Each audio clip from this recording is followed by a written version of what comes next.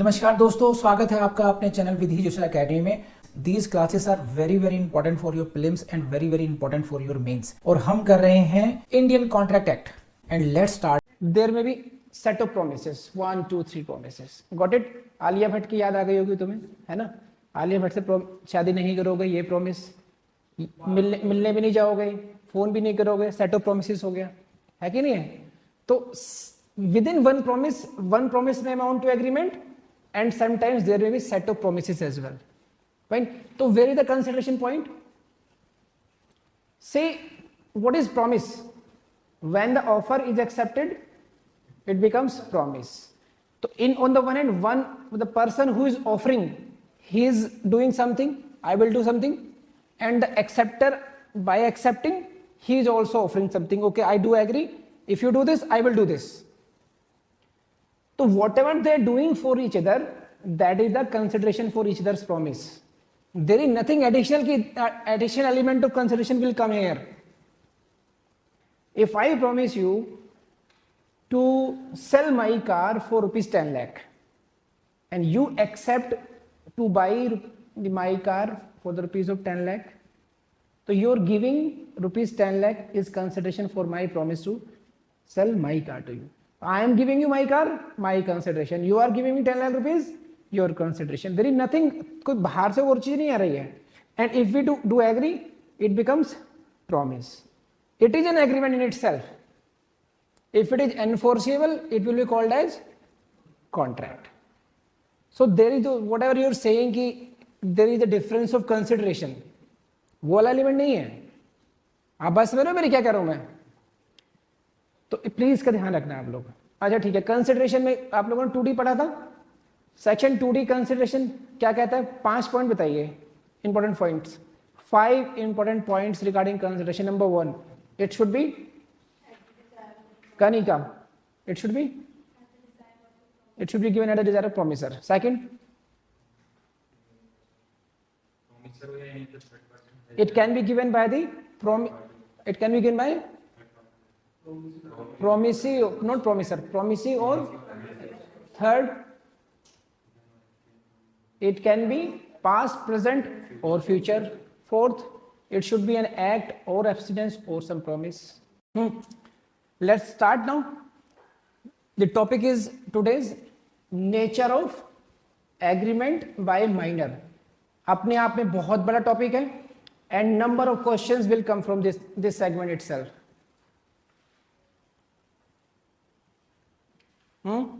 Let's see. Let's start this.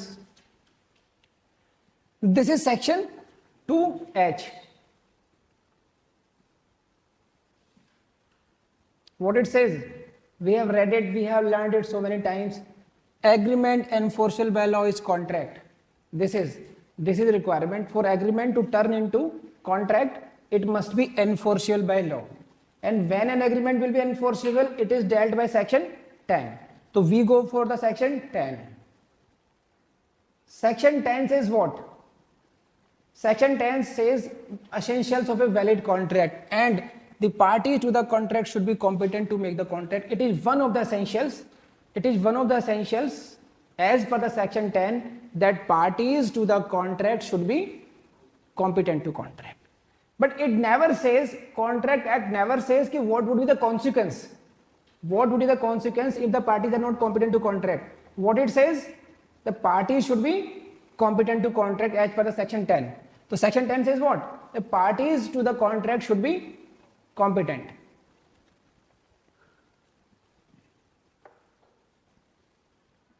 And who are competent to contract?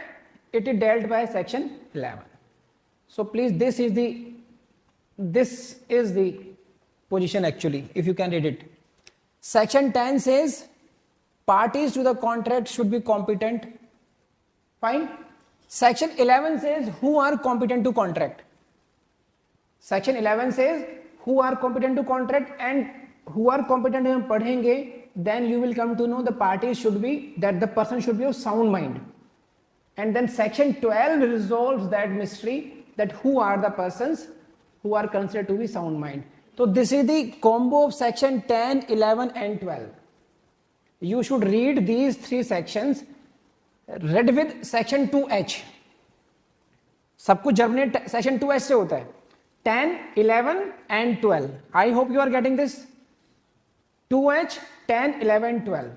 Now we read it in detail, little detail now. कर लोगे? 10, 11 and 12. Let's it now. So who are competent to contract? This is section 11.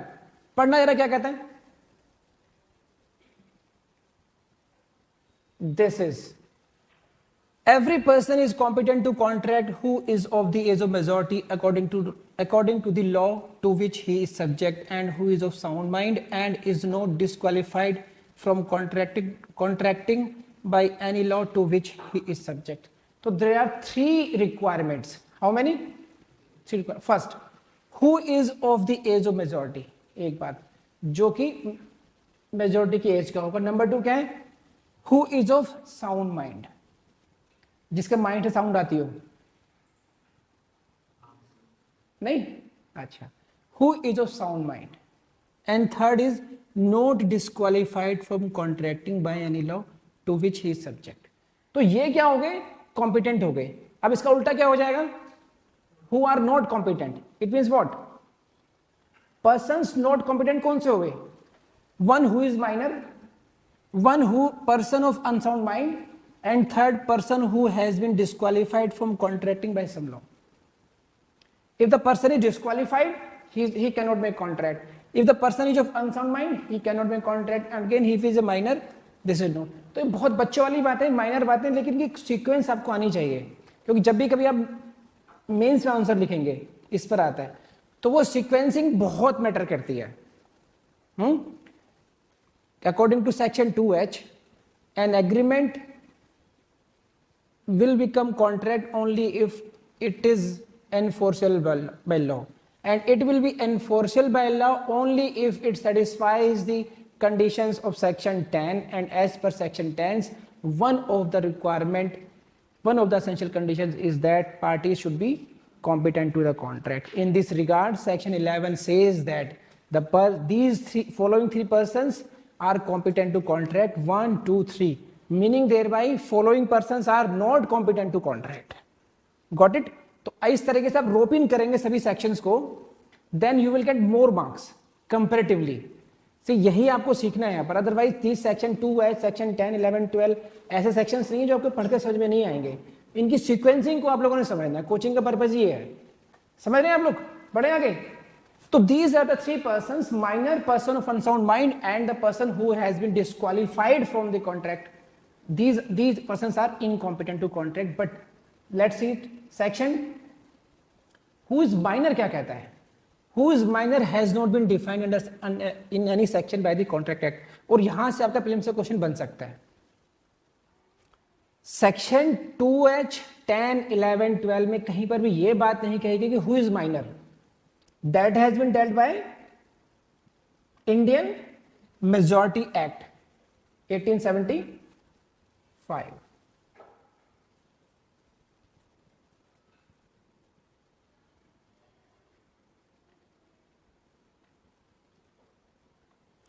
Section 3 of the Indian Majority Act 1875.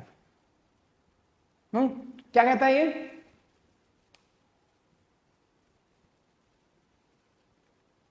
इसको nutshell में से समझ लीजिए. Section 3 of the Indian majority act क्या कहता है? जनरल रूल क्या है? When he completes the age of 18 years. This is the general rule कि अगर किसी व्यक्ति ने 18 ईयर्स की एज को कंप्लीट कर लिया है, he will be considered as major and not the minor. Otherwise exceptionally sometimes he will be considered major only when he has completed the age of 21 years. Yes, when कब? In case of a person whose person or property a guardian has been appointed by the court. इसका अंतर समझ लो. आप समझ रही madam? 18 years और 21 years. जैसे 18 years हो गए जनरली, लेकिन अगर कोर्ट ने किन्हीं परिस्थितियों में किसी के व्यक्तित्व को या किसी की प्रॉपर्टी के लिए कोई गार्जियन अपॉइंट किया है, film if I am not wrong, film Chaalbaaz, Sridevi के डबल रोल, चाचा चाची को उसे गार्जियन नियुक्त किए गए थे, तो देवर कि भाई कब ये 21 ईयर्स की होगी तभी तक उनका राज चलेगा. उस पर ध्यान आया? देखिए फिल्म आप लोगों ने. कई फिल्में हैं इस तरीके की कि जब माता पिता की डेथ हो गई और गार्जियन नियुक्त कर दिया गया उस बच्चे की प्रॉपर्टी के लिए, तो उसकी जो एज ऑफ मेजोरिटी है वो 18 ईयर्स नहीं हो गई, अब कब मानी जाएगी? 21 मानी जाएगी अब, as per the Indian majority act. तो ये जो इंडियन जो फैक्ट्स हैं, इंडियन मेजोरिटी एक्ट सेक्शन 3, 18 कब होगा, 21 कब होगा, इसको आप एकदम भूल जाएंगे, कभी याद नहीं रखना। कह रहा हाँ, हमेशा याद रखना है, जैसे ही भूलेंगे तुरंत एक या 2 नंबर तो कम से कम कटेंगे ही कटेंगे फिल्म्स के आपके। तो बहुत छोटी सी बातें हैं, कर लेंगे आप लोग, अभी बढ़े आगे।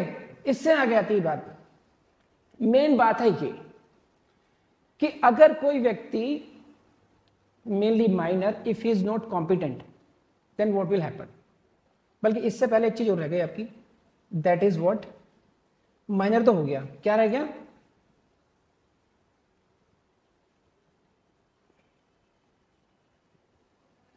Who is of sound mind, ये रह गया आपका। साउंड माइंड कौन हुआ होगा और किसको हम अनसाउंड माइंड का मानेंगे इस समय? एनीवन टू हेल्प मी?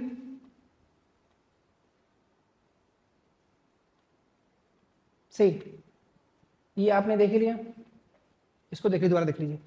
11 क्या कहता है? हु आर कॉम्पिटेटिव कॉन्ट्रैक्ट, कौन कौन से आ गई? Age of majority, sound mind, और क्या होगा? Who is not disqualified from contracting. ठीक है, अब ये साउंड माइंड वाली जो बात है, for that purpose you will have to go to section 12।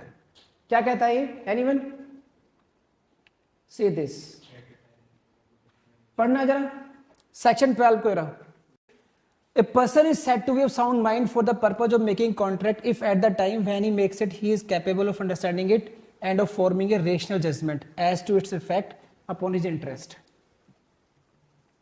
देखो जरा क्या कहता है अभी ये, कि जिस समय, इससे फर्क नहीं पड़ रहा, जैसे आईपीसी का स्टैंडर्ड है, आईपीसी में हम लोग क्या करते हैं, सेक्शन 84 में देखते हैं, यही है ना?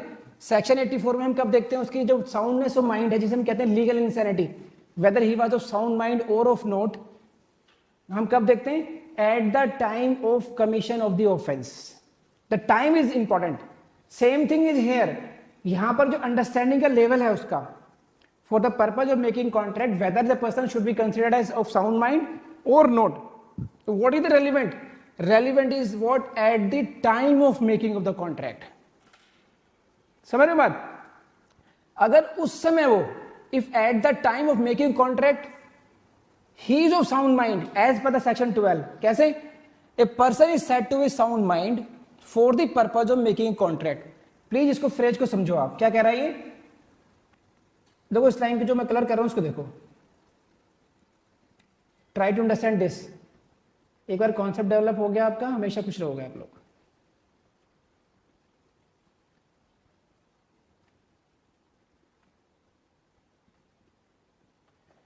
Sound mind for the purpose of making a contract. It is not for any medical purposes. Sound mind for what? Sound mind for making the contract. The person may be of unsound mind for any other purpose. But what we are saying, कि whether he can be considered as sound mind, person of sound mind for the purpose of making a contract. समझे? तो इस बात को आप जब भी कभी आप मेंस में लिखेंगे, please highlight this line, sound mind for the purpose of making a contract. Whenever you write your answer, तो उसको हाईलाइट, उसको एग्जामिनर को बताओ कि yes you understand this technicality, कि साउंड माइंड जो हम लोग देख रहे हैं right now, what we are saying कि sound mind for the purpose of making the contract. It is not in general sense, otherwise तो हम सब पागल ही हैं। आपके पापा क्या कहते हैं? पागल है ये। तो इतना सर्टिफिकेट तो घर सबके सब यही फिर नहीं, कोई किसी पॉइंट पे, कोई किसी पॉइंट पे, है ना? तो उससे मतलब नहीं है। For the purpose of making contract, क्या? If at the time when he makes it, now time becomes relevant. से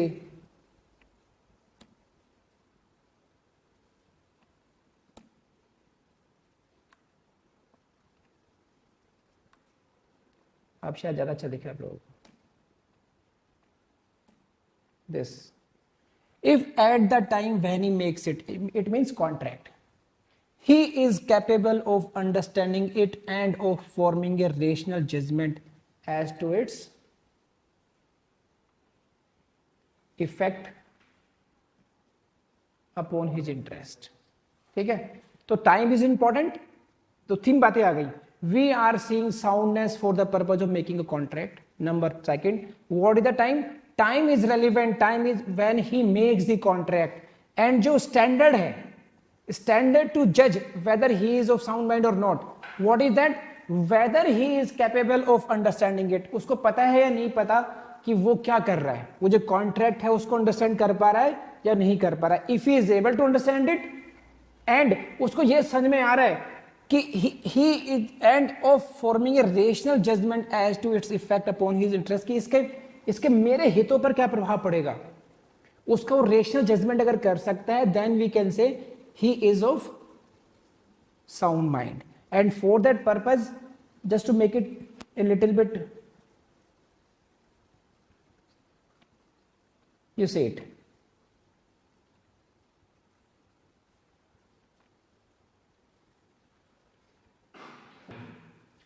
आप देख रहे हैं इसको, इन सबको देख रहे हो? इस सबको अंदाजा लग गया होगा ये घर में है किसी के, पागल खाने में है. ओके, तो meaning thereby they are under treatment of their unsoundness of mind. Got it और not? These all persons except these guards are all under treatment in a hospital. Now see what happens.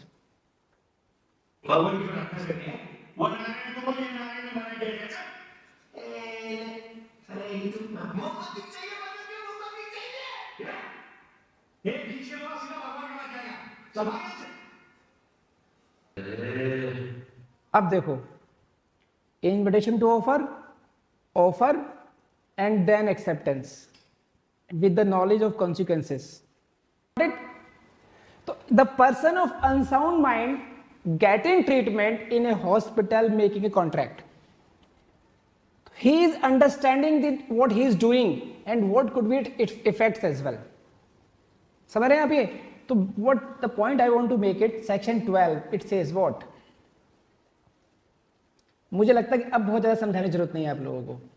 A person is said to be of sound mind of the purpose for the purpose of making contract if at the time when he makes it he is capable of understanding it and of forming a rational judgment. कि अगर contract करते समय वो उसको समझ पा रहा है कि वो क्या कर रहा है, उसका इफेक्ट क्या होगा, then he will be considered as the person of sound mind irrespective of the fact कि whether he is medically sound or not. समझ गए आप लोग? अब याद कर लेंगे. अब सेक्शन 10, 11, 12 आपको एग्जैक्ट लैंग्वेज में याद करना है. मैं बता चुका हूं पहले भी, section 2 to 30. I hope you will remember now. पढ़े आगे, लेट्स सी.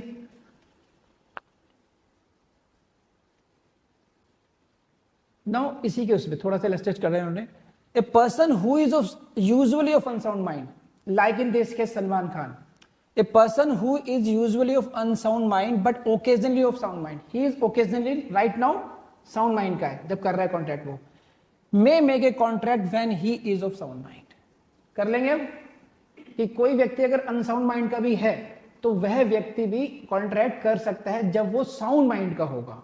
इससे फर्क नहीं पड़ता कि उसका ट्रीटमेंट चल रहा है या नहीं चल रहा है. इलस्ट्रेशन देख लीजिए. ए पेशेंट इन ए लुनेटिक एजाइलम, जैसा भी इस वीडियो में देखा हम लोगों ने, who is at intervals of sound mind may contract during those intervals.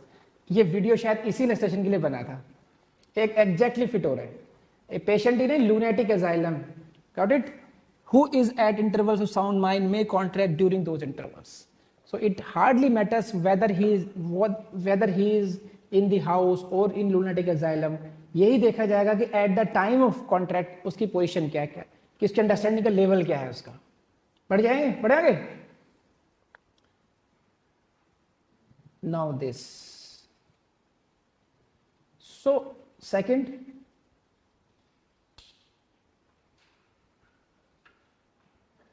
उल्टा कर लीजिए इसका.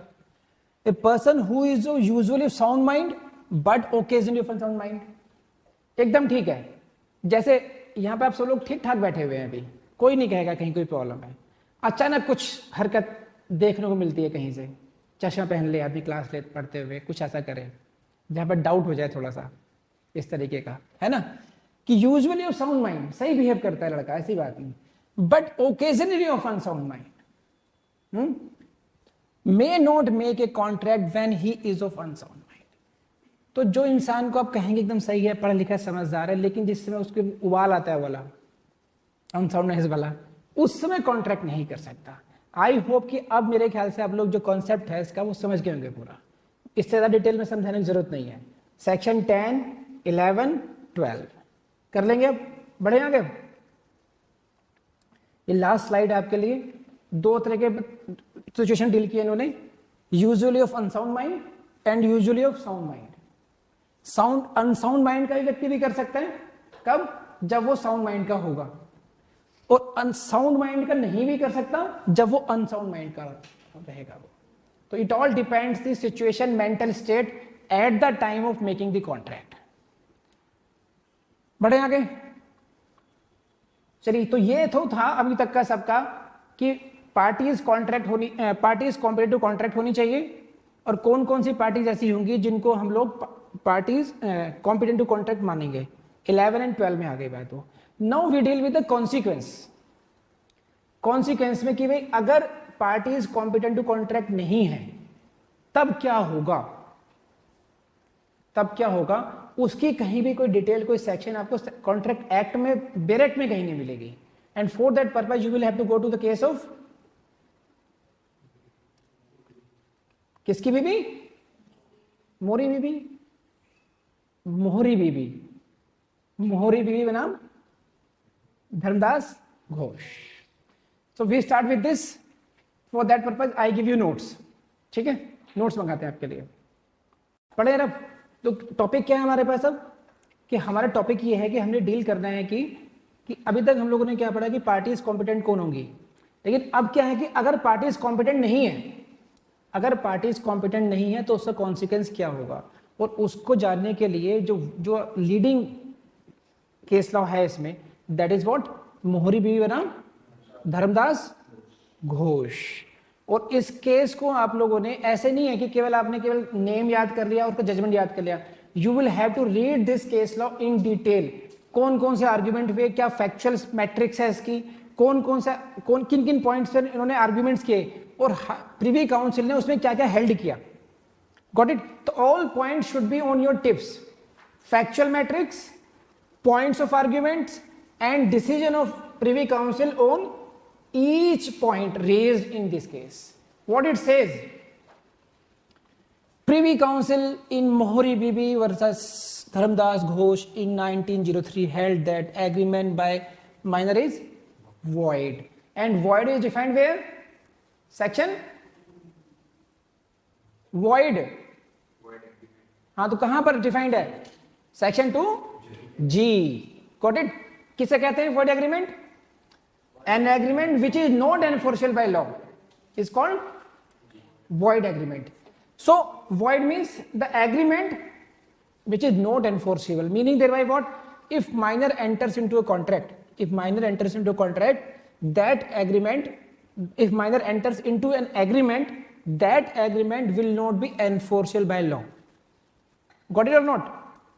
अब देखो, जो इसी को अगर आपने लिखना हो मेंस में, कैसे लिख सकते हो कि in the case of Mohori Bibee versus Dharmodas Ghose, privy council has held that the agreement by minor is void, that is as per the section 2G, the same shall not be enforceable by law. तो इतना ही नहीं, इतना छोड़ दोगे that's okay. लेकिन अगर आपको आधा नंबर भी ज्यादा चाहिए तो अगर आपने इसको कर दिया, सेक्शन 2G बना दिया, that is as per section 2G, that shall not be enforceable by law. तो कहीं ना कहीं आपको एक्स्ट्रा इनपुट मिल जाएगा। आप प्लीज, मैं बार बार अपनी क्लास में कोशिश करता हूं कि किस तरीके से आप कंपैरेटिवली लोगों से आधा नंबर, 1 नंबर के लिए ज्यादा जद्दोजहद कर सकते हो, और वो छोटे छोटे पॉइंट से बिग डिफरेंस आएगा आपके मेंस में। पॉइंट छोटे छोटे से ही है कि यहां पर एक ही बात लिखी है, 2G आपको आता है, बस आपने लिखना है, इसमें ऐड करना है आगे को, बस आगे को तो कर लेंगे। बढ़े आगे। चलिए देखते हैं क्या है इसमें, फैक्ट्स ऑफ द केस क्या है इसमें। In this case the plaintiff Dharmodas Ghose, who is the plaintiff? इसी बात से क्वेश्चन आया प्रीलिम्स में। प्लेंटिफ कौन था? डिफेंडेंट कौन था इस केस में, यहां से ही इसी पॉइंट पर इन्हीं फैक्ट्स पर क्वेश्चन प्रीलिम्स से मिला है आपको, इसलिए कह रहा हूं कि आपको ये बहुत ध्यान से पढ़ना पड़ेगा।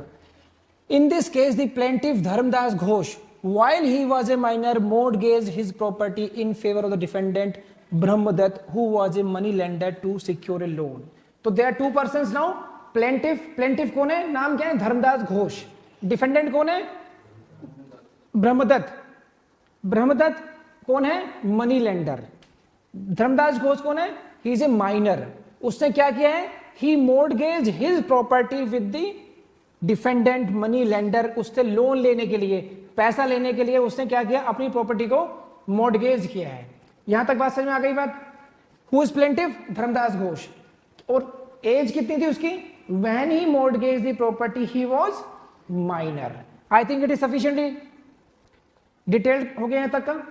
Minor Dharmodas Ghose mortgage property to money lender Brahmadatt. Now क्या किया इसने, लोन ले लिया, अपनी प्रॉपर्टी को मोर्टगेज कर दिया। उसके बाद में क्या किया, the minor brought an action against the money lender stating that he was a minor when the mortgage was executed by him. कि जब मैंने मोर्टगेज एग्जीक्यूट किया था तो मैं उससे माइनर था।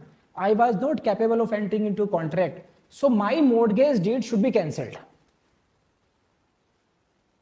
समझे क्यों, कि ही वॉज ए माइनर। क्या कहा उसने, he was a minor. See this,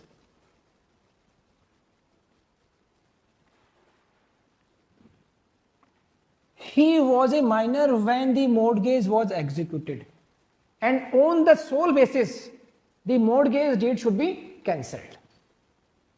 Therefore mortgage was void and inoperative and the same should be cancelled.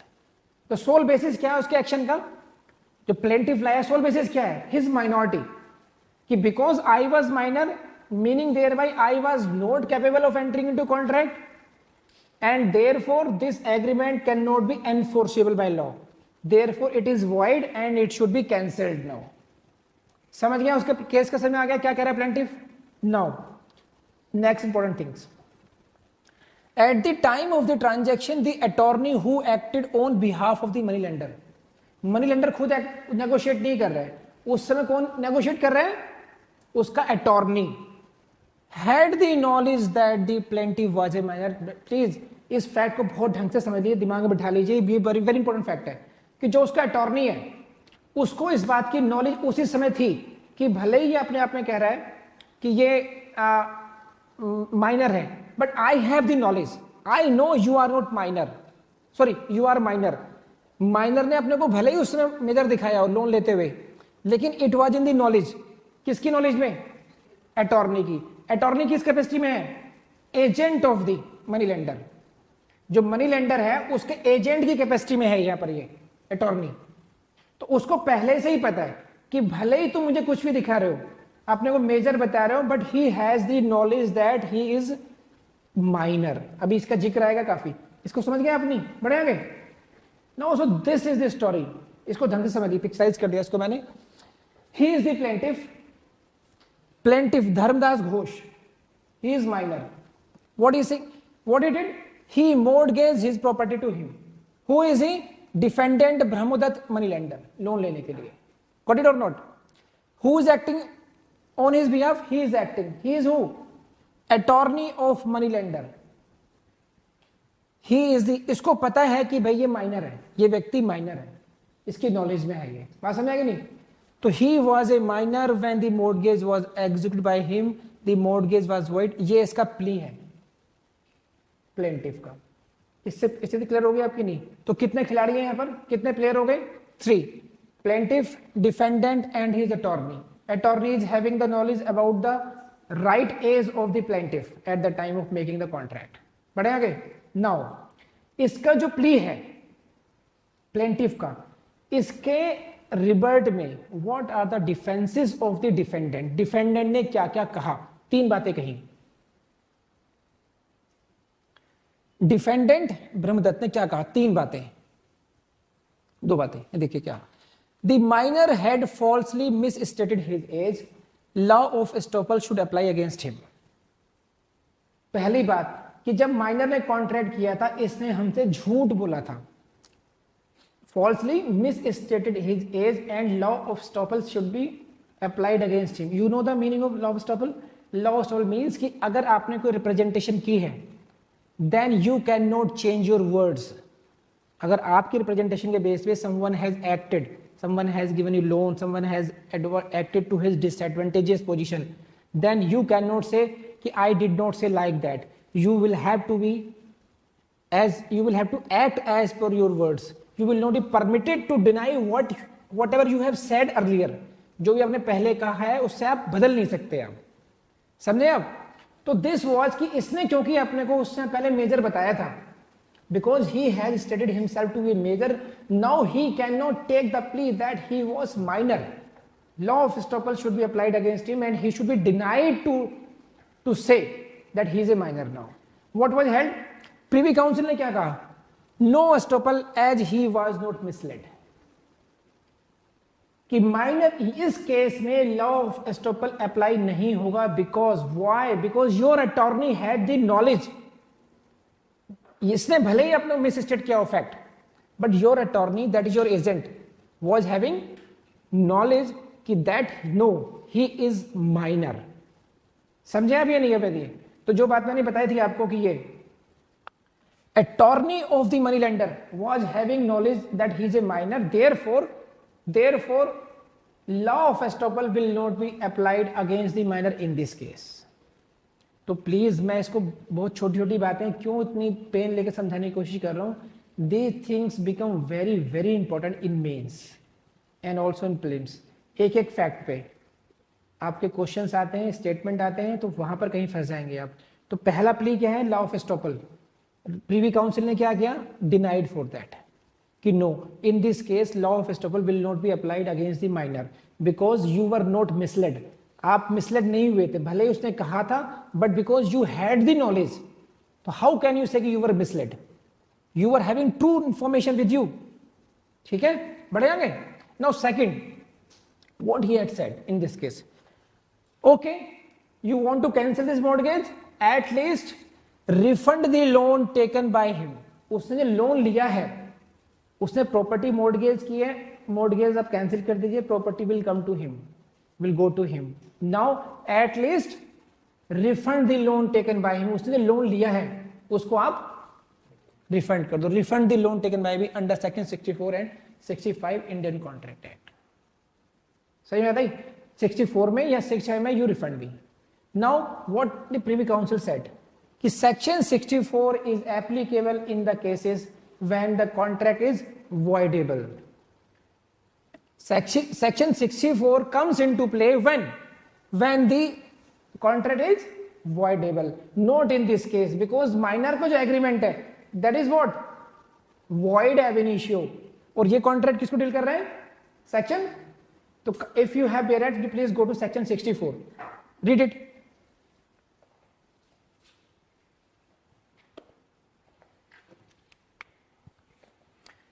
Notes में आपके सेक्शन 64 है, ये टेबल में दिया हुआ है. When a person, I read it, मिल गया आप लोगों को? Should I read? Now please read with me, मन मन में. When a person at whose option a contract is voidable rescinds it. जब कोई व्यक्ति जिसके ऑप्शन पे एक कॉन्ट्रैक्ट क्या है? वॉइडेबल है. तो please highlight the word voidable. What the Privy Council said in this case? क्या कहा प्रीवी काउंसिल ने? मैडम समझ में आ रही बात आपको? प्रीवी काउंसिल ने कहा कि माइनर का जो कॉन्ट्रैक्ट है दैट इज वॉइड, और ये सेक्शन 64 कहां अप्लाई हो रहा है? In case of voidable. तो section 64 is not applicable in your case. Lakshya समझ में आ रही बात? वॉइडेबल एंड वॉइड का डिफरेंस हो गया है. Minor's agreement is void and section 64 is applicable when the contract is voidable, therefore you will not get relief in this case also. Now he says, okay, give me relief under section 65. Then what 65 says? When an agreement is discovered to be void or when a contract becomes void. जब वो बाद में पता चलता है कि ये void है या it becomes void, और उनका section 65 is also not applicable here. Why? Because minor's agreement is void ab initio. Since beginning it is zero, it is void. और 65 कब एप्लीकेबल हो रहा है? When it becomes void. So ना तो आपको रिलीफ 64 में मिलेगा, ना ही आपको रिलीफ 65 में मिलेगा, और ना ही आपको जो आपने प्ली लिया है लॉ ऑफ एस्टोपल का वो भी होगा. तो जो तीनों आर्ग्यूमेंट्स थे डिफेंडेंट के, those all arguments were denied by Privy Council. और प्रिवी काउंसिल कोर्ट कहां पर है बताओ? कड़कड़ोमा में, तिजहरी में. कड़कड़ोमा, तिजहरी, साकेत. फिर प्रिवी काउंसिल इंग्लैंड. और ईयर कौन सा मालूम? 1903. 1903 का केस है ये. At that time Privy Council में यहाँ के इंडिया के अपील जाती थी वहां पर. ये privy council was the appellate court for the cases of Indian cases situated in England. तो अब प्रिवी काउंसिल एग्जिस्ट नहीं करती है, लेकिन प्रिवी काउंसिल के लीड जो लैंडमार्क केसेस हैं उनको हम लोग फॉलो करते हैं. तो this was the landmark case. कौन सा केस है? माल्या वर्सेस नीरव मोदी. और किसकी बीवी? मोरी बीवी बनाम. हाँ. सो आई होप कि मैं I have sufficiently explain this case. अब कर लेंगे आप लोग. अदरवाइज ऑल्सो जो मैंने नोट्स दिए आपको ये वाले, ये इतने अच्छे डिजाइन करके दिए हैं. दीज आर रियल नोट्स कि आप लोग टेबुलर फॉर्म में है. Contentions of defendant this side and the decision of privy council opposite side. अब आपका नेक्स्ट क्लास जब भी होगी उससे पहले अपने आप ईमानदारी से आप इसके फैक्ट्स डिसीजन आप ढंग से लिखेंगे. आप लोग योर टेस्ट कर लेंगे. So this is regarding what? Nature of minors agreement.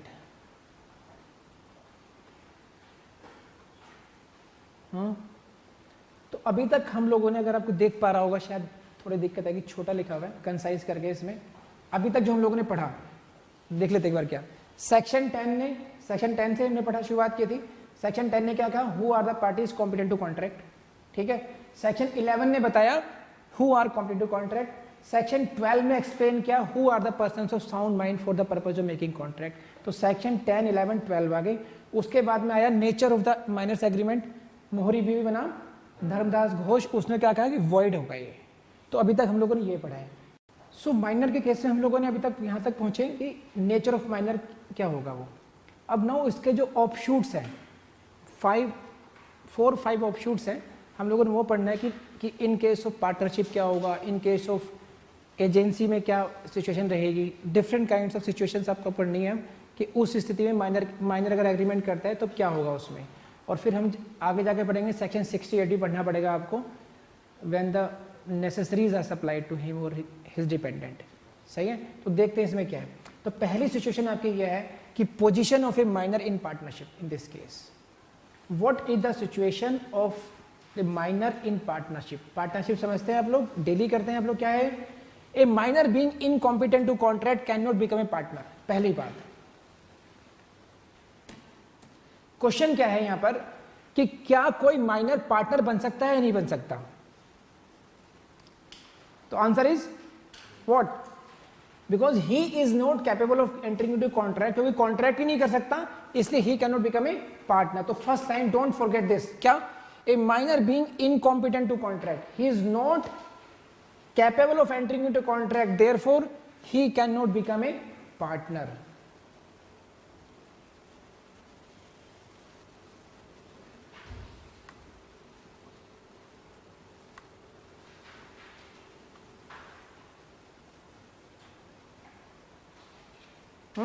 समझ बात. तब क्या हो सकता है, लेकिन अगर आपने पढ़ा हो तो now you go to, please लिख लीजिए सेक्शन 30 पार्टनरशिप एक्ट.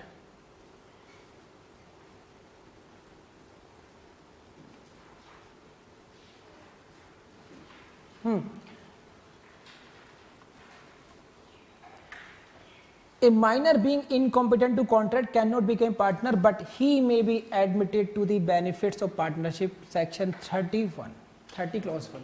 समझ लीजिए क्या, मैं इसको समझा देता हूँ पूरे लॉ को. क्या है कि एक पार्टनरशिप वही लोग कर सकते हैं who are capable of entering into contract. तो एक माइनर कभी पार्टनर नहीं बन सकता, लेकिन he can be admitted to the benefits of the contract. आप बात समझ रहे क्या मतलब इस बात का? इसको मैं थोड़ी स्लाइड बड़ी करता हूं आपके लिए।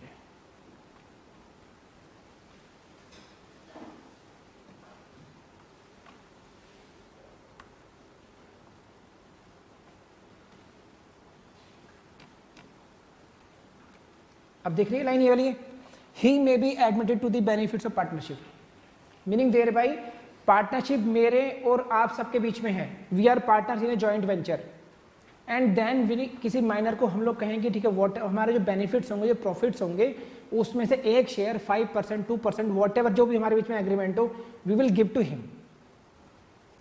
तो वो बेनिफिट तो हम दे सकते हैं उसको, but he can not be made a full fledged partner. ना वो डोरमेंट पार्टनर बन सकता, ना वो एक्टिव पार्टनर बन सकता, पार्टनरशिप के दायरे में नहीं आएगा वो, उसकी कोई लाइबिलिटी भी नहीं होगी। Only what can be done, he can be admitted to the benefits of the. तो ये लाइन आप याद रखेंगे, सेक्शन 30 क्लॉज 1 याद रखेंगे आप लोग। क्या है सेक्शन 30 क्लॉज 1 किसका? कॉन्ट्रैक्ट का या पार्टनरशिप एक्ट का? पार्टनरशिप एक्ट का, क्योंकि हम लोग उसी डील कर रहे हैं हम लोग। तो पार्टनरशिप एक्ट का section 30 clause 1 says what, he can be admitted to the benefits. आप समझ रही हैं इसको? ये समझाऊं मैं इसको? मान लीजिए हम लोगों ने एक जॉइंट प्रोडक्शन हाउस खोल दिया, फिल्म बना रहे हैं हम लोग, है ना, सपोज करो फिल्म बनाई गई गौरव द ग्रेट, एक फिल्म प्रोडक्शन कर रहे हैं हम लोगों ने। अब ये कहा कि उसके जो फिल्म अगर हिट होती है उसके प्रॉफिट्स आएंगे, तो उन प्रॉफिट्स को हम लोग ये जो माइनर्स हैं उनमें से देंगे, 5% will be given to him. तो हम इसे क्या कहेंगे? Minor admitted to the benefits of the partnership. अंतर क्या हुआ? अंतर ये हुआ कि अगर फिल्म फ्लॉप हो गई और हम लोगों पर लाइबिलिटीज आ गई, हमने जिन जिन से लोन लिया है, तो लोन चुकाने की लाइबिलिटी केवल हम पार्टनर्स की है, उस माइनर की नहीं है। ही उस पर माइनर पर कोई भी लाइबिलिटी नहीं जाएगी। लाइबिलिटी कौन शेयर करेंगे? केवल पार्टनर्स करेंगे। He will gain only the benefits. अगर कुछ बेनिफिट्स होते हैं तो जो एग्रीड कंडीशंस हैं उसके बेनिफिट टू दैट एक्शन उसको मिल जाएंगे बस। तो he can be admitted to the benefits but he can not become a partner in this case. बोलिए, कर लेंगे अब ये? I think sufficiently explain now. पढ़े आगे? Now come to this.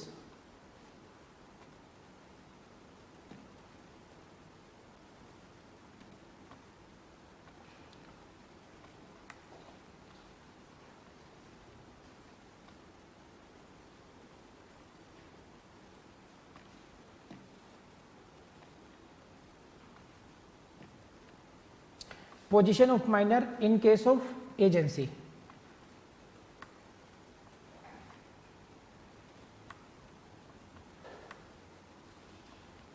Agency समझते हैं आप? गैस की एजेंसी, हाँ? क्या एजेंसी कॉन्सेप्ट है?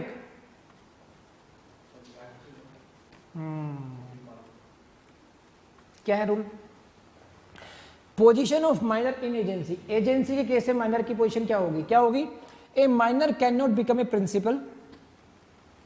अब यहां प्रिंसिपल का मतलब प्रधानाध्यापक से नहीं है कि माइनर प्रधानाध्यापक नहीं बन सकता, वो नहीं है। ये प्रिंसिपल मींस हिंदी में क्या बोलते हैं जिससे? एनीवन? प्रिंसिपल, चलिए प्रिंसिपल ही मानते हैं इसमें। But can become an agent. हाँ, प्रधानाचार्य वही आ गया। मैं कह रहा था वो नहीं है, मैं कह रहा था प्रधानाचार्य नहीं है, वहीं पहुंचा। देखा, सेंस हो जाता है, समझे? A minor can not become a principal but he can become an agent. Agent बन सकता है। दोनों बात याद रखिए। देखिए, in case of partnership he can not become partner but can be admitted to the benefits of partnership. बात खत्म हो गई। In case of agency he can not become principal but can become agent. अब मैं समझाता हूँ, थोड़ा सा समझाता हूँ कॉन्सेप्ट प्रिंसिपल और एजेंसी क्या होता है। सी सपोज कि I am the founder and director of this Vidhi. Suppose करने वाली बात ही नहीं कुछ। नो, अब मेरे जो आगे रिप्रेजेंटेटिव बैठे हुए हैं आके, who are counselling you, who are taking admissions, who are doing all the formalities, they are in terms my agent. जो काम मुझे खुद करना चाहिए था, I am taking their help, तो therefore they are representing me there, तो they are my agents there. समझे आप? तो no, for every action on their part, वो गलत करें सही करें during the business hours, I am responsible for them. This is the concept of agency. कि I am principal, I am the principal, जिन्होंने उसको हायर किया, इनको एजेंट बनाया है अपना, and they are my agent. तो क्वेश्चन ये है कि ए माइनर एजेंट प्रिंसिपल नहीं बन सकता, क्यों? लायबिलिटी आ जाती है। लायबिलिटी किसकी होगी? प्रिंसिपल की होगी। तो और माइनर को हम लायबल बना नहीं सकते, इसलिए principal can not become, sorry, minor can not become principal, but he can become agent. एक माइनर को अपना एजेंट बना सकते हो आप, ठीक है। तो ये टू लाइनर्स हैं, इनको याद कर लीजिए, काम आएंगे आपके। नेक्स्ट, बहुत बड़ा इशू है एक, और वो ये है टॉट। समझते हैं टॉट क्या होता है? Very good.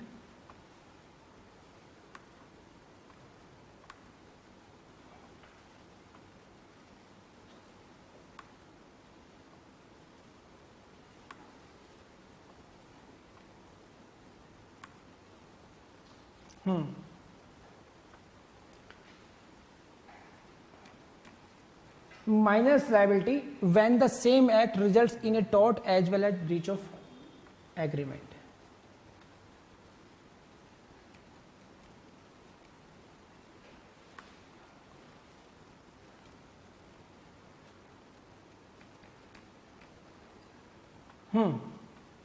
देखिए,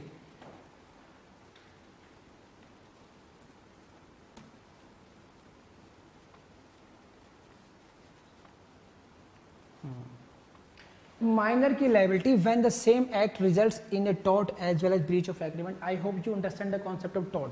Tort is a civil wrong for which the remedy is unliquidated damages. ठीक है ना? अब मैं बहुत डिटेल में tort नहीं समझाऊंगा यहाँ पर। तो क्या है, क्योंकि देखो, क्योंकि because he is not capable of entering into contract, तो कोई लायबिलिटी ब्रीच ऑफ कॉन्ट्रैक्ट के तो हो ही नहीं सकती। No liability for breach of contract, because as in case of Mohori Bibee, he committed a breach of contract, even then he was not held liable. So this is what a minor can never be held liable for breach of contract, but he can always be liable for committing a tort as a major. जैसे major की liability होती है tort के लिए, वैसे ही liability minor की भी होगी। तो देखो, अभी ये बहुत सिंपल लग रहा है आपको, आपको तो कुछ है नहीं इसमें, लेकिन जब एग्जाम में जाएंगे और जब सारी चीज मिक्स हो जाएंगी, पार्टनरशिप में क्या था, एजेंसी में क्या था, टॉर्ट के केस में क्या था, then things becomes mixed and therefore complicated. तो therefore these are very very simple facts, understand and learn it very carefully, understand it and learn it very carefully. How? This is first, in case of partnership cannot become partner but admitted to benefits. Number second, in case of agency cannot become principal but may become agent. In case of tort always liable, in case of breach of contract never liable. Now the question comes ki when the act is same but say that is resulting into the breach of contract as well as tort, what could be the liability of this case? In case of, अगर हमको separate करें, we know it very well. In case of breach of contract, there is no liability. In case of tort, he is liable. But what happens when this is minus liability when the same act results in a tort as well as breach of agreement? What I have to see? Let's see.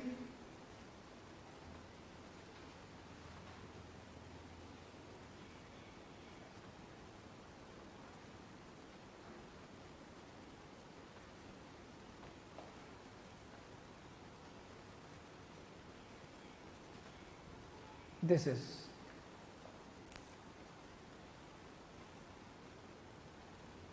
हम लोग ये पढ़ रहे हैं, act is same, breach of contract no liability, tort liability as an adult person, right? Now the question is where permitting an action in tort will result in an indirect enforcement of an agreement, the law will not permit such an action, no liability. मैं थोड़ा सा इसको font size बड़ा कर देता हूँ आपके लिए।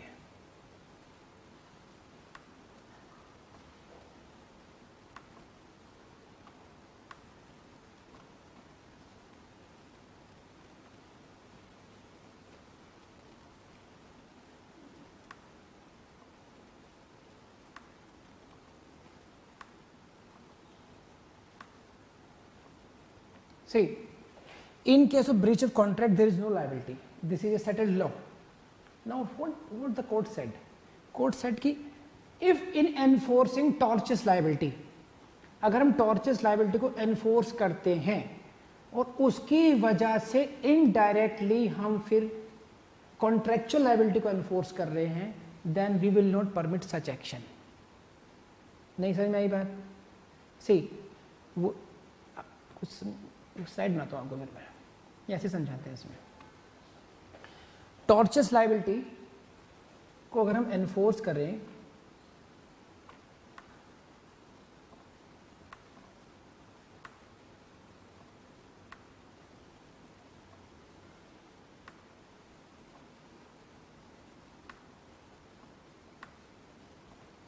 करें ये कि इसके लिए कोई लायबिलिटी नहीं है, इसके लायबिल है, but if in some case if it happens कि हम टॉर्चस लायबिलिटी को एनफोर्स कर रहे हैं, लेकिन as a result of which what is happening, that is the enforcement of liability for contract, breach of contract, we will not permit it. Read the language.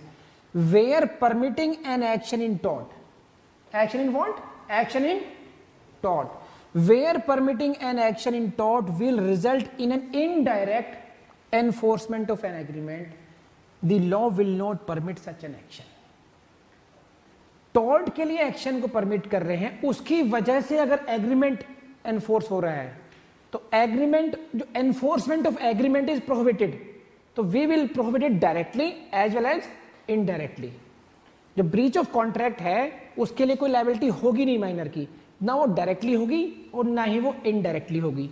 अगर tort के लिए जो suit आया उसको अगर हम लोग एग्री करते हैं, परमिट करते हैं, उसकी वजह से उसकी कॉन्ट्रेक्चुअल लायबिलिटी आ गई, उसको ऐसे ठहराया जा रहा है लायबल जैसे वो कॉन्ट्रैक्ट लायबल के लिए लायबल हो रहा है, तो we will not permit that contractual liability. अगर वो सेपरेबल है और इंडिविजुअली असेसमेंट हो सकता है तो ही will be held liable for tort, but not indirectly for the contractual liability. जिसको समझ में आया प्लीज रेज हैंड. जिसको समझ में नहीं आया अब वो रेंज हैंड. समझ में आया नहीं आया? आ चुका तो मैं दोनों में हाथ नहीं उठाइए ना, पता नहीं चला मुझे. आ चुका पहुंच गया तो should I proceed now?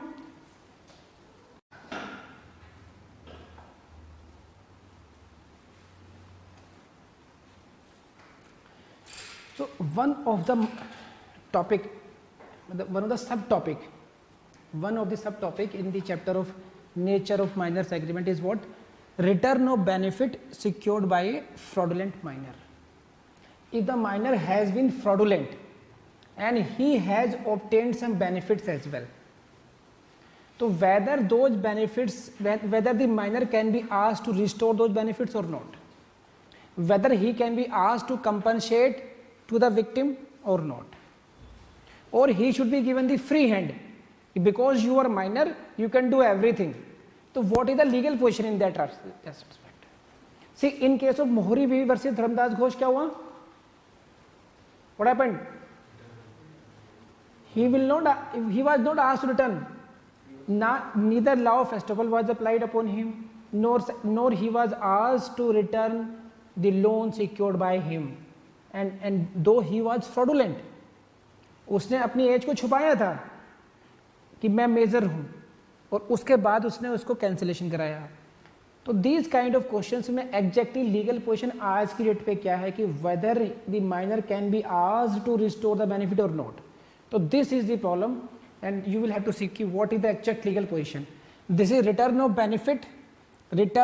Benefit secured by a fraudulent minor, and for that purpose you will have to read the doctrine of restitution applicable in English law. समझे आप? सही है? क्या कहता है? According to English law, if a minor has obtained undue benefit in any transaction, he is required to restore back the benefits so received by him under the equitable doctrine of restitution. So what English law says कि he is required to restore back the benefits, but there are some riders. What are riders? कि वो जो property है और जो goods है, doctrine of restitution एक partial return की बात करती है. क्या करती है बात? कि जो गुड्स उसने लिए, सपोज करो he has bought a camera और ए मोबाइल फोन और something some other goods and fraudulently he has obtained those benefits. So according to doctrine of restitution, he can be asked to restore those goods. So far those are traceable, meaning thereby suppose in a transaction he obtained from you one camera, one laptop, okay, and one book. You can select 3-4 items he has obtained from you and rupees 10,000 rupees. Now he is asked to restore back. Now he says what? He had spent the money and he had further sold the camera taken by you. Only mobile phone and laptop are available with him. So according to doctrine of restitution, the goods so far they are traceable. जो उसके पास से मिल सकती हैं, he can be asked to restore only those goods. He cannot be asked to pay you money, rupees 10,000 in this example, or you cannot ask him to pay the mobile phone which he had sold further. जो goods उसके पास मिल सकती हैं वही आप restore करा सकते हो. This is what doctrine of restitution. क्या कहाँ अप्लाई होती है? बंगाल में. कहाँ? इंग्लिश लॉ में होती है. Yes, that is. See this return of benefit secured by a fraudulent minor. कहाँ? इंग्लिश लॉ में क्या है? English, in case of English law what is the rule? Doctrine of restitution. What it says? Restore back the exact things taken by him. Restore back, हाँ दिख रहा है आपको. Restore back the exact things taken by him. जो उसने, जो भी goods उसने ली हैं उनको एग्जैक्टली रीस्टोर करना पड़ेगा. According to what? Doctrine of preventive contract, restitution of contract. ठीक है. Doctrine of restitution says what? You will have to restore back the exact things taken by you. Got it और not?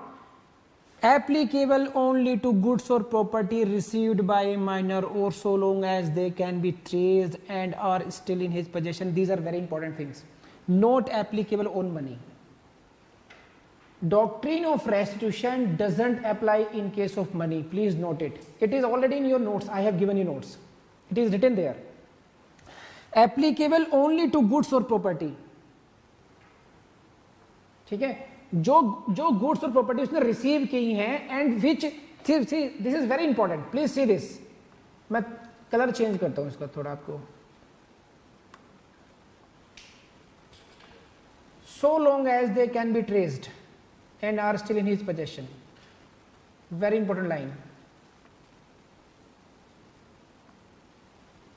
C, so long as they can be traced and are still in his possession. तो दो बातें हो गई, तीन बातें हो गई. Restore back the exact things. Exact things goods और प्रॉपर्टी, और वो भी कितने? मान लीजिए 50% इसके बाद ट्रेसेबल है, 50% of the goods are still in his possession. तो he can be asked only to restore only that 50% which is in his possession. He can not be asked to restore other 50% which is not in possession now. तो this is the limitation of doctrine of restitution. Not applicable in case of money because money cannot be identified कि ये वही पैसे हैं. So these are the limitations of doctrine of restitution कि भाई एक तो क्या only applicable in case of goods or property, एक limitation. Second limitation क्या है? So long as they are still in possession of his.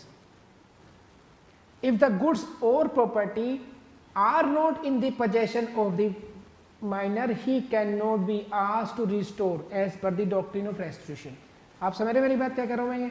तो ये जो पॉइंट्स है सब याद रखेंगे आप लोग. नहीं, not applicable on money, applicable only in goods और प्रॉपर्टी.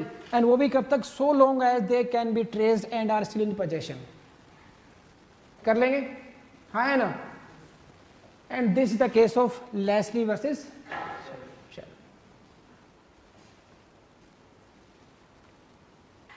पढ़ा देता हूँ थोड़ी सी लैंग्वेज आपको. Under the doctrine, he is asked to restore back the exact things taken by him.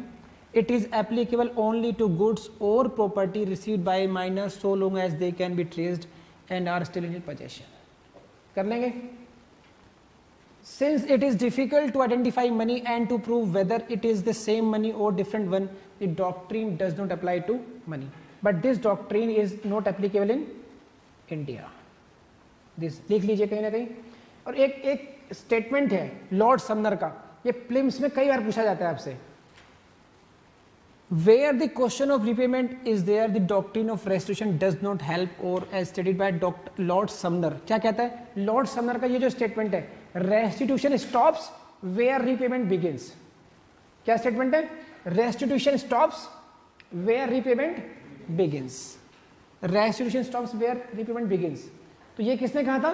Lord Sumner ने कहा था. क्या कहा? ये मनी के बारे में कहते हैं कि अगर मनी की बात करेंगे कि आप हमारे पैसे को रीपेमेंट कर दीजिए, तो then the concept of restitution goes. Repayment and restitution cannot coexist. समझे आप क्या कह रहा है? restitution stops. restitution का कॉन्सेप्ट वही खत्म हो जाएगा जैसे ही आपने रिपेमेंट की बात करी. repayment begins, restitution stops. So meaning thereby कि the concept of restitution, doctrine of restitution is not applicable in case of money. ये बात किसने कही थी? डॉक्टर समनर ने इन शब्दों में समझाई है इसको. सही है. The rule of English law laid down in Leslie versus Sheill is not applicable in India. ये लाइन कई बार प्रीलिम्स में आई है कि वेदर दिस इज करेक्ट और नॉट. क्वेश्चन प्रीलिम्स में आते हैं which out of the following statements are correct, which out of the following statements are correct और नॉट करेक्ट. ये स्टेटमेंट्स आते हैं तो उसमें ऐसे ऐसे छोटी छोटी चीज़ों को हम लोग कई नज़रअंदाज कर देते हैं. और खासकर कॉन्ट्रैक्ट एक्ट में ये प्रीलिम्स का बहुत प्रिय क्वेश्चन है. इंग्लिश लॉ और इंडियन लॉ का डिफरेंस करके पूछते हैं वो कि यहाँ पर इंडियन लॉ और इंग्लिश लॉ डिफरेंस है या नहीं है. तो in this case doctrine of rule of Leslie versus Sheill is not applicable in case of India. Now Bharat में क्या प्रॉब्लम है? भारत में कहाँ पर है?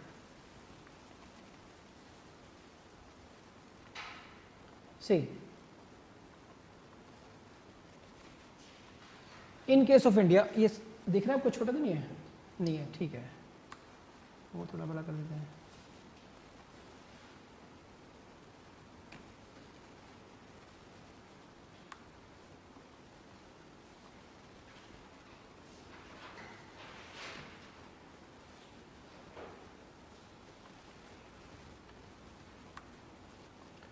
So that was the case of English law, doctrine of restitution. But what in case of India? Indian cases में आप देखोगे जो अभी तक जितने भी ट्रेंड है क्वेश्चंस का, उसमें जो प्रॉब्लम्स आई हैं या जो केस लॉज आए हैं, वो कहाँ रिलीफ मांगते हैं? या तो इंडियन कॉन्ट्रैक्ट एक्ट में जाएंगे वो रिलीफ सीख करने के लिए, that is under section 64 and 65, या फिर स्पेसिफिक रिलीफ एक्ट में सेक्शन 39 एंड 41 में. ठीक है. तो weather the victim or the person who is seeking relief against the fraudulent minor can be granted any compensation in under Indian Contract Act or SRA. This is the problem before the Indian courts now. तो यहाँ पर क्या trend रहा है, पहले अभी तक का ट्रेंड क्या रहा है और एग्जैक्टली अभी क्या सिचुएशन है. ठीक है. अभी की सिचुएशन है, आपके नोट्स हैं आपके पास, प्लीज गो टू, पहले वहां चले जाइए.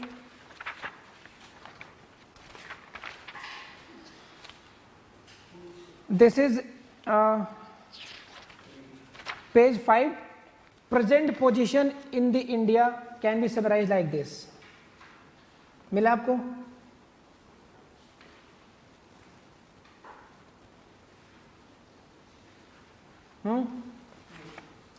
क्या कहता है ये? मैं आपको समझाता हूँ. पहले आपको इन ब्रीफ आसान शब्दों में समझाता हूँ, फिर आपको टेक्निकली किस तरीके से इश्यू को डील किया है कैसे अभी तक वो समझाता हूँ. आज की स्थिति यह है कि जो फ्रॉडुलेंट माइनर है, he can be asked to restore the benefits, एक बात. Second, he can be asked to pay compensation as well. He can be asked to restore the benefits and he can be asked to pay compensation as well.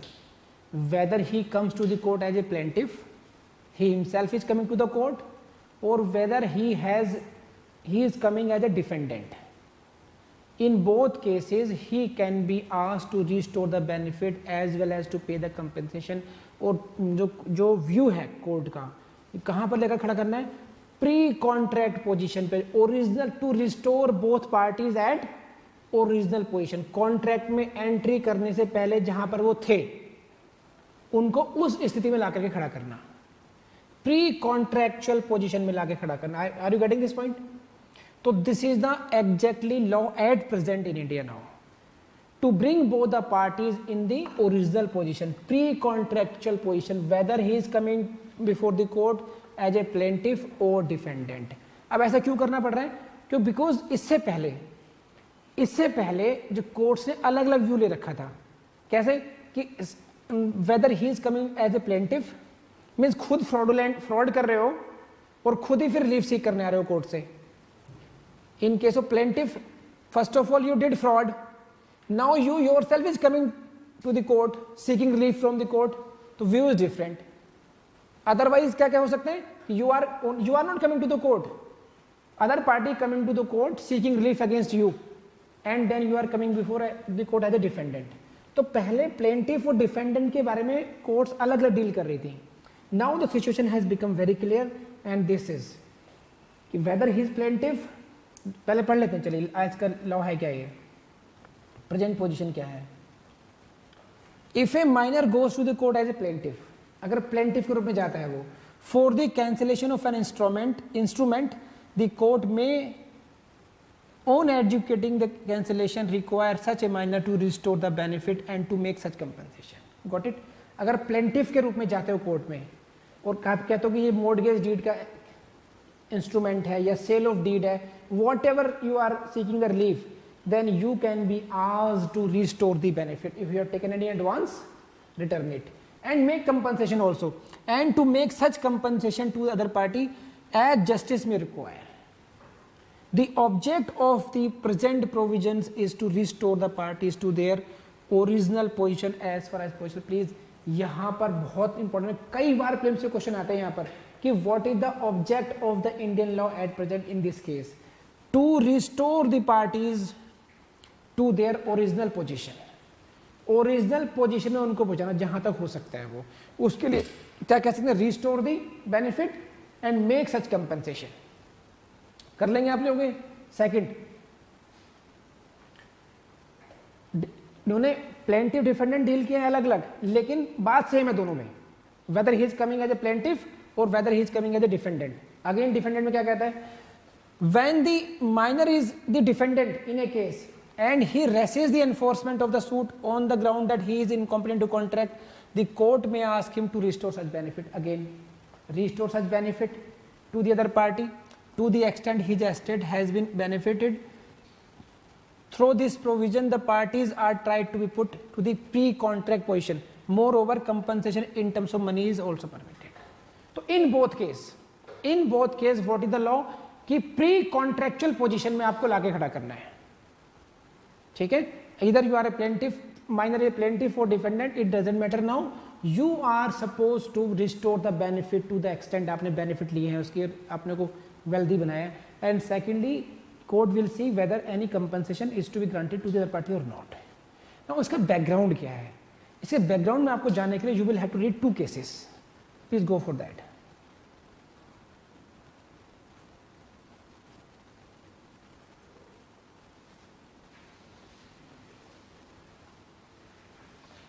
This is, तो हम लोगों ने यहां से बात शुरू की थी ना, ठीक? क्या क्वेश्चन थी कि पोजीशन इंडिया क्या होगा, return of benefits by fraudulent manner. तो ये बात थी कि कौन कौन सी प्रॉब्लम्स, यहां से हम लोगों ने उधर चले गए थे। अब वापस आते हैं कि पहली बात तो सेक्शन 64 एंड 65 एप्लीकेबल होंगे या नहीं होंगे, और फिर compensation in 39 and 41। Regarding this what has been this,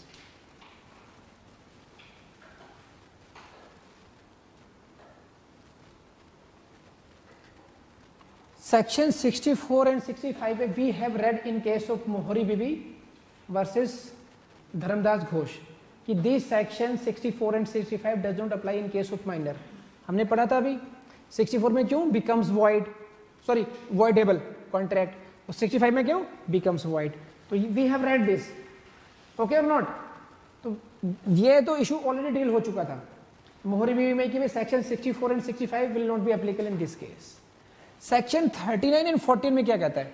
मोहरी Bibee's case, since in this case the loan had been advance to the minor with the full knowledge of his minority the question of payment of compensation to such a minor did not arise. उस case में उन्होंने क्या कहा था कि 39-41 में कि equity जो है ना यहाँ पर सपोर्ट नहीं करती है, कि यहाँ पर उसको कुछ जो डिफेंडेंट है, जो मनी लेंडर है, उसकी नॉलेज में एज का फैक्ट पता था, तो इसको उनमें भी कंपनसेशन नहीं मिलना चाहिए. This was the stand of privy council. Now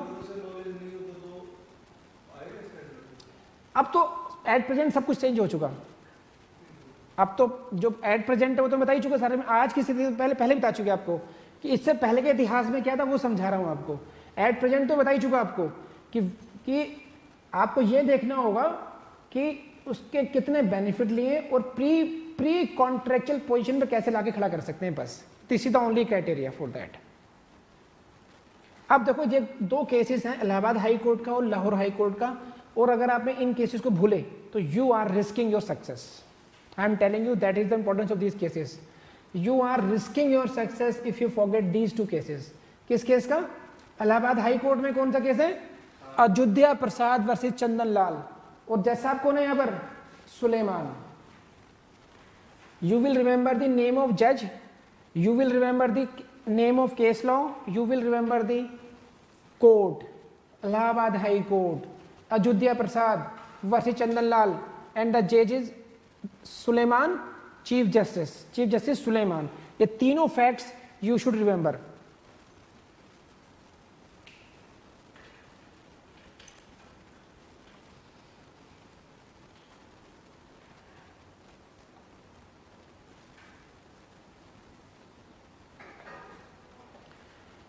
में कंपनसेशन सेक्शन 41 एसआरए में कंपनसेशन मिलना चाहिए नहीं मिलना चाहिए. तो यहाँ पर Allahabad high court, Lahore high court और इलाहाबाद हाई कोर्ट, इन दोनों कोर्ट के डिफरेंट व्यूज आए हैं.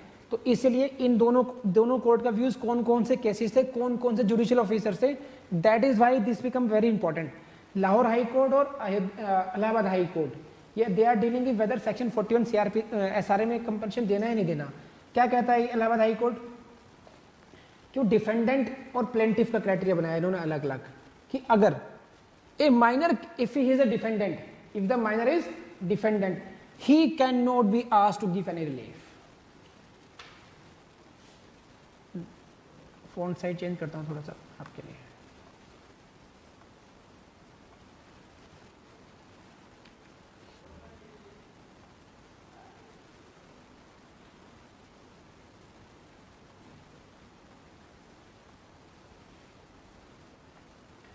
A minor cannot be asked to give any relief if he is coming as a defendant.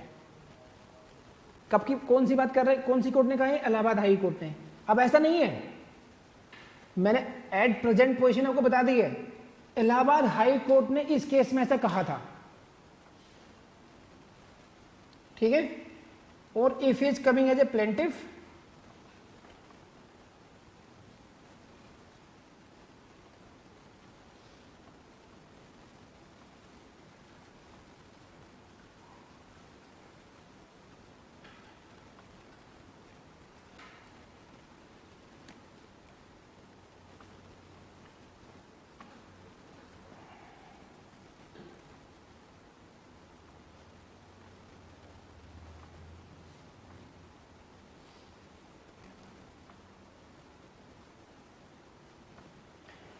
if he is coming as a plaintiff, he can be asked to give relief and he himself is plaintiff and wants some relief for himself. अगर वो खुद ही कह रहा है court से कि relief सीख कर रहा है, तो भाई तो पहले उस रिलीफ, उस जिसका तुमने बुरा किया उसको वापस करो. तो इलाहाबाद हाई कोर्ट ने ये बात कही इसमें. This the view of Allahabad high court, मेरा व्यू नहीं है. इलाहाबाद हाई कोर्ट ने क्या बात की कि if the plaintiff is coming as a, if the minor is coming as a plaintiff, meaning there भाई खुद आ रहा है, खुद ने फ्रॉड किया और अब हमसे कह रहा है हमें रिलीफ दे, तो ऐसी स्थिति में हम उससे कह सकते हैं you please restore the benefit. This is the logic of Allahabad high court कि you have done the fraud, you have taken the benefits, now you are coming to us. हिम्मत देखो, तो at least then we can say please restore the benefit. But if he is not coming to us as a plaintiff but he is brought as defendant, then can not be asked to give any relief. This was the stand of Allahabad high court. Case का नाम Salman Khan versus state या Ayodhya Prasad versus Chandan लाल. भूलना मत।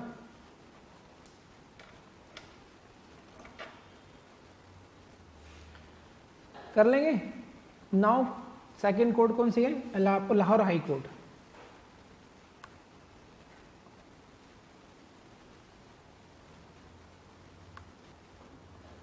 Lahore high court, case का नाम खान गुल versus लखा सिंह, जज का नाम सर शादीलाल, चीफ जस्टिस। क्या कहा इन्होंने? Other party deserves to be compensated by fraudulent minor in equity irrespective of the fact that the minor is the plaintiff for the defendant. ये लाहौर हाई कोर्ट ने कहा कि ये आप डिवीजन मत कीजिए, don't divide them into the category plaintiff और defendant. Other party deserves to be compensated irrespective of the fact whether he is coming as a plaintiff or defendant। समझ रहे मतलब? ये तो किसका व्यू ज्यादा बैलेंस लग रहा है आपको? लाहौर हाई कोर्ट का।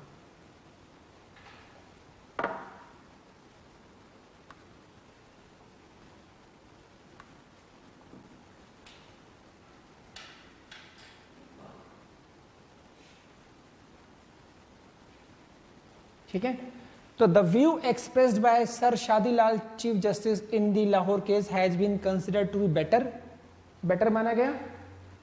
The law commission has also preferred the view expressed by him, and in accordance with the recommendations of the law commission, the principle of compensation has now been incorporated in section 33 SRA। ठीक है, तो section 33 में अब उसको rule को ला दिया गया जो मैंने आपको पढ़ के सुना दिया लास्ट में, कि now this is the position, कि वो प्लेंटिफ के रूप में आए तो, डिफेंडेंट के रूप में आए तो, he can be asked to restore the benefit and also money compensation, and the objective is to restore the parties to the original position. Original position means the position before entering into the contract. तो this is the position. इसकी जो minute details कुछ रह भी गई हैं तो please I advise you to please go through your text book as well. हालांकि मैंने आपको नोट्स के रूप में काफ़ी डिटेल में काफ़ी डिज़ाइन करके दिया है ताकि आपके अंडरस्टैंडिंग लेवल अच्छे तरह से समझ जाए मिनिमम टाइम में। तो this is all for today. देखिए, इन वीडियोस के बारे में आपको अंदाजा लग गया होगा कि ये इनकी जो अप्रोच है वो है एग्जाम में कैसे आएगा। आपको बुद्धिजीवी बनाने की प्रयास नहीं किया गया है। तो अगर आपको ये प्रयास समझ में आया हो और आपको अच्छा लगता हो तो please help us spread awareness about this channel, so that कि बहुत से ऐसे स्टूडेंट होंगे, बहुत से खासकर ऐसी गर्ल्स होंगी जिनको उतनी अच्छी क्वालिटी कोचिंग नहीं मिल पा रही है। तो help them, help yourself, help us. Thank you very much and share these videos. Thank you.